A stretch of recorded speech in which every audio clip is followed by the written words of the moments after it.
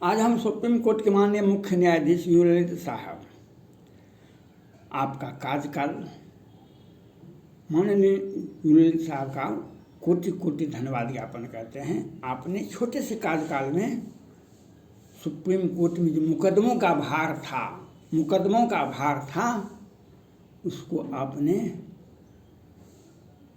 बहुत कम कर दिया। जो न्यायालय को, सुप्रीम कोर्ट को गुमराह करने का एक साजिश रचा था पूरे भारत में, आंतरिक शक्तियाँ जो मामला को लपटा दो, चाहे गुजरात का प्रकरण हो कि बिहार का हो कि पेंगागस का मामला हो या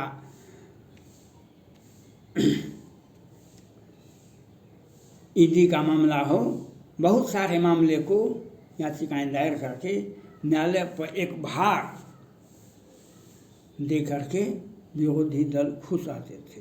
जो न्यायालय और सुप्रीम कोर्ट के तत्कालीन मुख्य न्यायाधीश रमन्ना साहब ने कहे थे, हमें यहाँ न्यायाधीश नहीं है, हमारे यहाँ न्यायाधीश नहीं हैं, इसलिए हम त्वरित सेवा नहीं दे सकते हैं, त्वरित न्याय नहीं दे सकते हैं। लेकिन माननीय प्रधानमंत्री, कानून मंत्री और जो संगठन है, जो जांच, जो नियुक्ति कमेटी है, ने एक साथ सुप्रीम कोर्ट में 9 न्यायाधीश की नियुक्ति कर दी है। जो उसका लाभ रंजन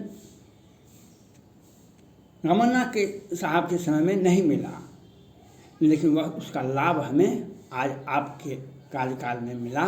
और आपके कार्यकाल में मिला वह 9 न्यायाधीश के साथ लेकर के, और आपने और चंद्रचूड़ साहब ने जिस तत्परता से 9 बजे रात तक में कोर्ट को 2 टाइम में केस को सुनने के लिए आपने वाद्य क्या सुना, वह न्यायालय के इतिहास में एक मील का पत्थर साबित हुआ। और सारे जो मुकदमे कोर्ट को सांस लेने में दिक्कत हो रहा था, उस मुकदमे का भी खारिज हो गया, जजमेंट हो गया। और एक साथ चंद्रचूड़ साहब ने और आपने 77 मुकदमे का एक दिन में सुनवाई करके इतिहास रच दिए। हम आपको धन्यवाद ज्ञापन करना चाहते हैं और आपके न्यायप्रियता को और सुप्रीम कोर्ट की न्यायप्रियता को हम कोटि कोटि सलाम लेते हैं। हमें आपसे आग्रह करते हैं, हम आपके न्यायिक प्रक्रिया पर विश्वास प्रकट करते हैं। 2 न्यायाधीश सुप्रीम कोर्ट ने कहा था, न्यायाधीश को चाहिए, न्यायालय को चाहिए जनता का विश्वास न्यायालय पर बना रहे, इसके लिए प्रयास करना चाहिए। और आपने वह प्रयास किया, आप उसके बधाई के पात्र हैं। आपने जिस तत्परता से, आपके कार्यकाल में जिस तत्परता से सुप्रीम कोर्ट के माननीय न्यायाधीश जी ने केस की सुनवाई की, वह मील का पत्थर साबित हुआ। लेकिन जो रमन्ना साहब कहते थे, हमारे कोर्ट में, सुप्रीम कोर्ट में न्यायाधीशों की संख्या कम है, हम इसलिए त्वरित न्याय नहीं दे सकते हैं। यही बात बिहार के पटना हाईकोर्ट के मुख्य न्यायाधीश कोरोल साहब भी कहते हैं, जो हमारे यहाँ न्यायाधीश की संख्या बहुत कम है, इसलिए हम त्वरित न्याय नहीं दे सकते हैं। क्योंकि हमारे संविधान का कार्यकाल 5 साल का है, सभी संस्थाओं का कार्यकाल 5 साल का होता है। और 30 आज चुनाव में मतगणना में जो हेरा फेरी हुआ था, वह भी 30 याचिकाएँ पटना हाईकोर्ट में लंबित है, लेकिन सुनवाई 2 साल हो गया, 3 साल ही सेवा समय विधानसभा का कार्यकाल है, लेकिन उनकी सुनवाई नहीं हो रही है। और बिहार सरकार ने अपने लोगों को बचाने के लिए, बिहार सरकार के मुख्यमंत्री ही गृह मंत्री हैं बिहार सरकार के, इन्होंने अपने लोगों को, आपराधिक प्रवृत्ति को, अपराधी को बचाने के लिए पटना हाईकोर्ट के मुख्य न्यायाधीश से मिल करके सहमति बना करके 10-15 न्यायाधीश को बर्खास्त कर दिए। 10-15 को, डीजे मजिस्ट्रेट, जबकि आप सुप्रीम कोर्ट के ही मुख्य न्यायाधीश हैं।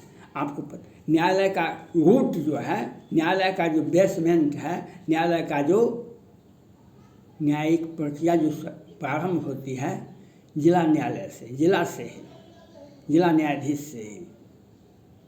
जिला में व्यवहार न्यायालय होता है, न्यायाधीश होते हैं, न्यायाधीश उसी की जजमेंट पर हम आगे जाते हैं, हाई कोर्ट जाते हैं, सुप्रीम कोर्ट जाते हैं।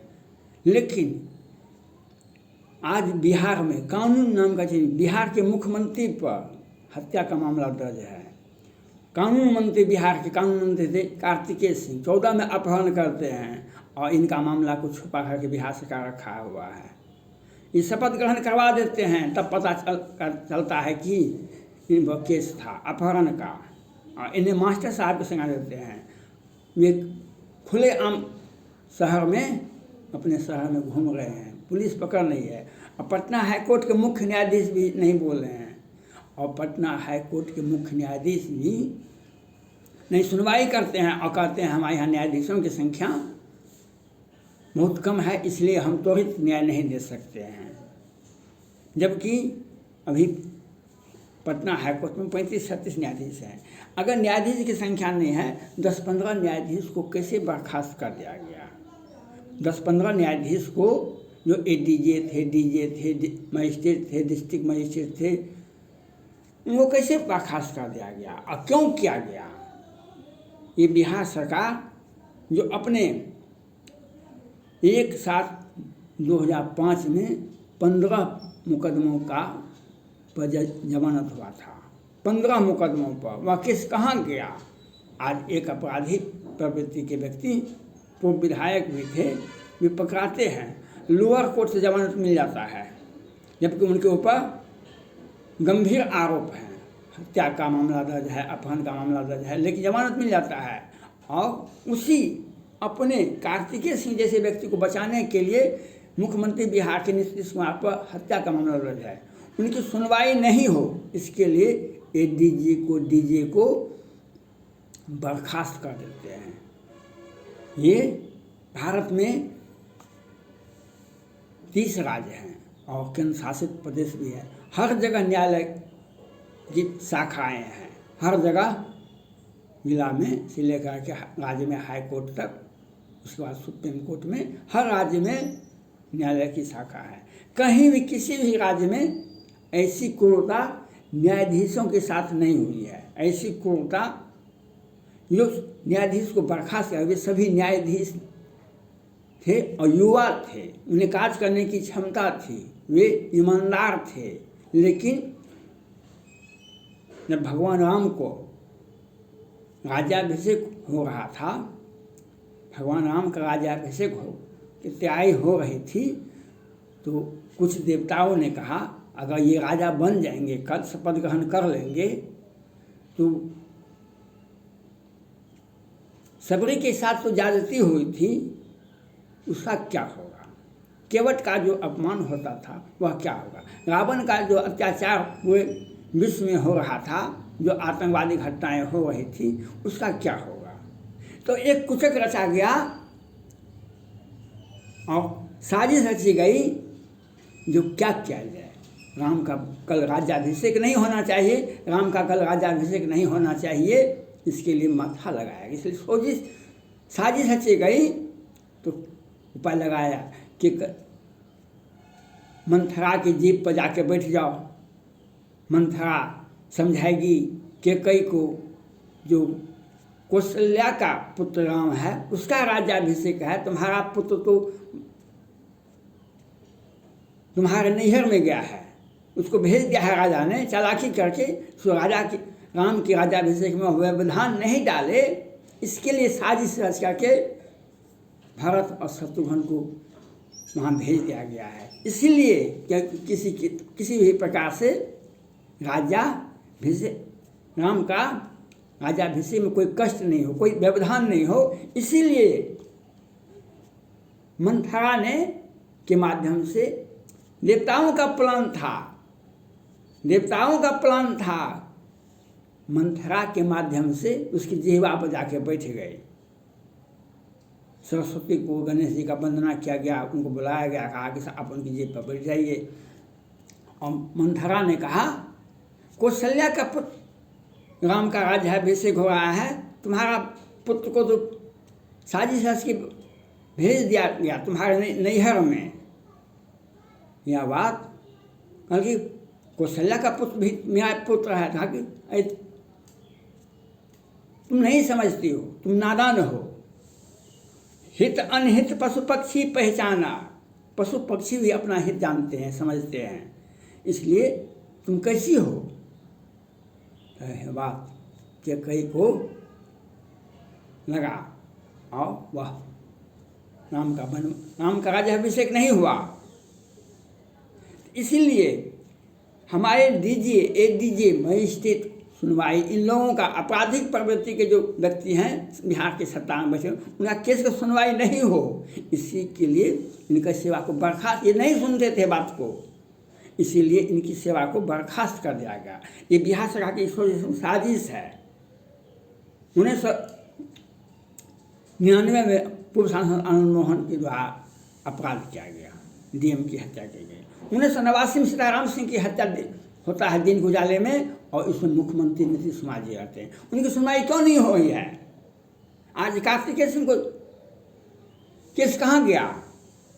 1000 मामले को बिहार सरकार ने छुपा कर रखा है। सभी अपराधियों को खुलेआम, उस राज्य के मुख्यमंत्री क्या किसी न्यायाधीश पर बयान दे सकते हैं? उस राज्य के मुख्यमंत्री कैसे बयान दे सकते हैं? उस राज्य के मुख्य न्यायाधीश पटना हाईकोर्ट से अपने जो रंजन गोगोई साहब ने जांच कमेटी आदेश दिए थे सिन्हा जी को, वो जजमेंट दे दिया, क्यों नहीं उस पर आगे कार्रवाई किया आप?